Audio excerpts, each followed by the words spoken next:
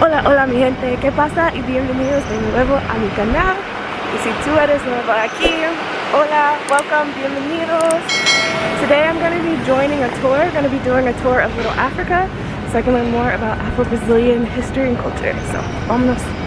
Where more than 1 million people were brought from different parts of Africa to Brazil in a history of almost 380 years of slavery. Did you know that outside of countries in Africa, Brazil has the largest black community?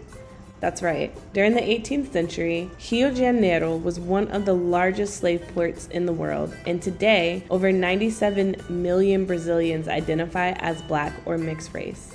Between 1539 and 1888, an estimate of 4 to 5 million Africans were enslaved and brought to the country. 2 million of these slaves passed through Porto Maravilha, the port where the popular Museum of Tomorrow stands today. During this time, the slave trade contributed to over half the city's economy. Majority of the slaves were brought from Angola, Congo, Togo, Benin, Nigeria, and Mozambique. They played a significant role in forming the Carioca culture, resulting in the heavy African influence that you see in Rio's culture today. The buildings you see, many of them were changed, the architecture, but underneath, in the floor, the ground floor, the black people were kept to be sold in the different markets in the region. And the ones who thought they were the owners of these people would stay on top to negotiate them. Mercedes Batista, she was the first black ballerina. She generated many schools of Afro-Brazilian dance. She traveled to the US, she received a scholarship in New York, and with the black movement there, she understood the importance of using the arts to generate more knowledge among black people through her dance.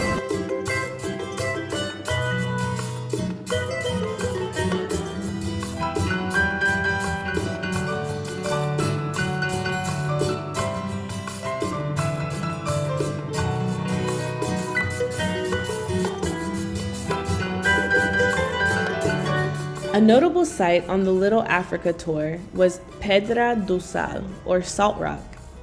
Back then, the sea reached back as far as these rocks, and the slaves would unload the salt that the Portuguese brought to Brazil. Later, it transitioned to be the home for freed and escaped slaves, and today it is known for its late-night samba parties and live bands.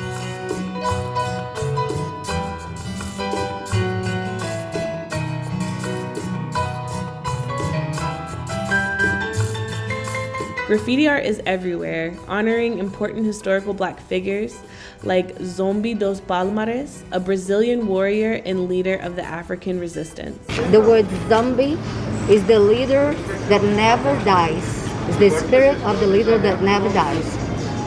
Was one of the leaders of the biggest, greatest Longos in history that lasts more than 100 years. Every year on November 20th, Zombi's death is commemorated by a public holiday called Black Awareness Day.